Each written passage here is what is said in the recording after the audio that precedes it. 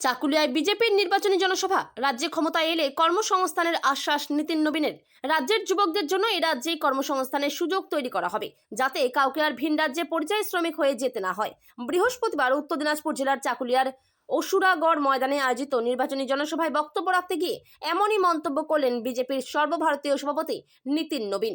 এদিন চাকুলিয়া, গোয়ালপুখর, ইসলামপুর এবং করণদিঘি বিধানসভা কেন্দ্রের বিজেপি প্রার্থীদের সমর্থনে এই জনসভার আয়োজন করা হয়। उनको बचाने के लिए नहीं आगे पड़ा, लेकिन आपका शासन प्रशासन माँ बहनों को जीवित करने के लिए, अपमानित करने के लिए कहीं न कहीं हमेशा नजर आता है। लेकिन तो ये जो टीएमसी है, तोलाबाजी वाली सरकार, तुष्टीकरण करने वाली सरकार, माफिया वाली सरकार और महिलाओं पर अत्याचार करने वाली सरकार, करप्शन में घिरी हुई सरकार और बैंकों के माध्यम से कर्ज मनी लेने वाली सरकार, इसको इस बार बंगाल की खाड़ी में विसर्जन कर देना है, ताकि आने वाले समय में ऐसा कोई ताकत नहीं खड़ा हो पाए जो पश्चिम बंगाल के लोगों को कहीं न कहीं शोषण करने के लिए और कहीं न कहीं अपमानित करने के लिए बना।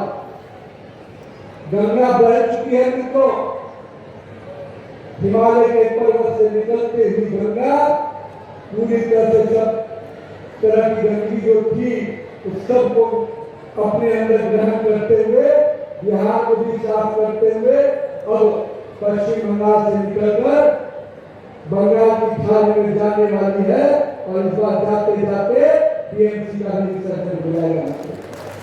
इसलिए मित्रों, मैं आया हूं आपके बीच में इस बात को रखने के लिए कि पश्चिम बंगाल के लोगों को जो विकास की योजनाएं मिलनी चाहिए थी, जो सपने के हमारे सांसद जी कह रहे थे, प्रधानमंत्री आवास योजना के माध्यम से करोड़ों गरीब परिवारों को मकान मिला, आयुष्मान भारत योजना के माध्यम से करोड़ों परिवारों को स्वास्थ्य बीमा मिला, लेकिन दीदी को ये पसंद नहीं था। दीदी से पूछना चाहिए क्यों नहीं पसंद था। दीदी नहीं बताएगी, मैं बताता हूँ। इसलिए नहीं पसंद था कि उसमें दीदी का चेहरा नहीं था और इसलिए उन्होंने करोड़ों लोगों को, लाखों लोगों को उन योजनाओं से महरूम कर दिया, क्योंकि उसमें प्रधानमंत्री आवास योजना का नाम था, उसमें आयुष्मान योजना का नाम था, जिसमें उनका चेहरा नहीं था। मुझे मालूम हुआ है जो क्लब हाउस है उनको जो पैसा देती है दीदी, इसलिए पैसा देती है पूजा पंडालों में पहले मेरा चेहरा चमका देना, तभी कहीं वहां पर काम आएगा, अदरवाइज उनको पैसा नहीं देंगे। ये है यहाँ की सोच। और मैं आपको इसलिए आज यहाँ पे आग्रह करने आया हूँ। ये जो विधानसभा है, इस विधानसभा का एक वोट गिनती है, क्योंकि बड़े पैमाने पे यहाँ घुसपैठियां हैं। तो अभी कल मैं एक जगह भाषण दे रहा था, अलीपुर मोदी के नेतृत्व वाली एक ऐसी सरकार बनाना है जहाँ हर गरीब के चेहरे पर खुशहाली हो, माता बहनें सुरक्षित हो, युवाओं के लिए रोजगार के नए अवसर हो, शिक्षा भी हो और पश्चिम बंगाल का उद्योग भी नए तरीके से किसी तरह होकर सृजन हो पाए। मित्रों, ममता दीदी की सरकार ने इस पश्चिम बंगाल के लोगों के साथ जो सौतेला व्यवहार किया है, माँ, माटी और मानुष के नारों से जो सरकार आई थी, जो सरकार चल रही है, लेकिन दुर्भाग्य है ऐसा कोई सरकार नहीं जिसको ममता दीदी की निर्ममता ने ठगा नहीं। और सबसे बड़ी बात है, माँ की बात करते हैं, आज मेरी माँ बहनें ही असुरक्षित हैं। आज पश्चिम बंगाल की माता बहनों को संदेश खाली से लेकर आजीकर तक, पार्क स्ट्रीट से लेकर कामधुनी तक आप देखिए हमारी माता बहनें बेटियां कितनी असुरक्षित हैं।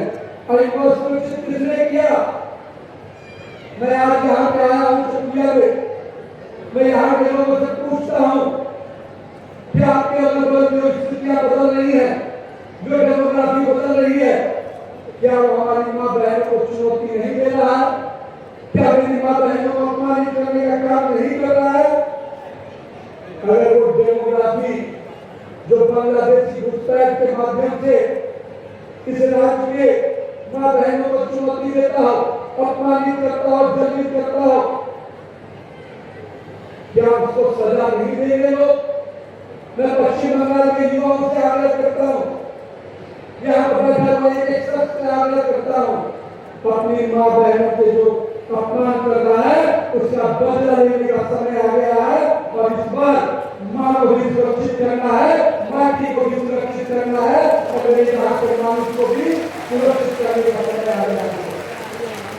मैं इसलिए इस बात को कह रहा हूँ, जो मिट्टी हमारी थी, जहाँ पे हम पूजा कर सकते थे, हम अपने सांस्कृतिक चीजों को, संस्कृति को आगे बढ़ाते थे, आज वो जमीन घुसपैठियों को देकर नमाज पढ़ने के लिए दिया जा रहा है, लेकिन मेरे दुर्गा पूजा के पंडालों के लिए जगह नहीं मिलता है।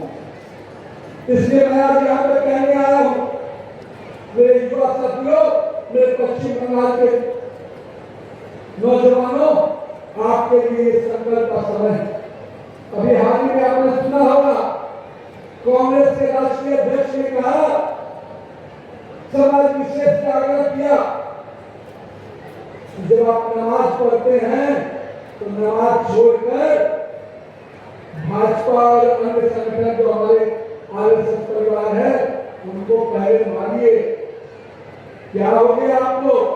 क्यों डरते हैं आपसे? आप मैं आज कहता हूं, मैं आने वाले 23 अप्रैल को यहाँ चुनाव है,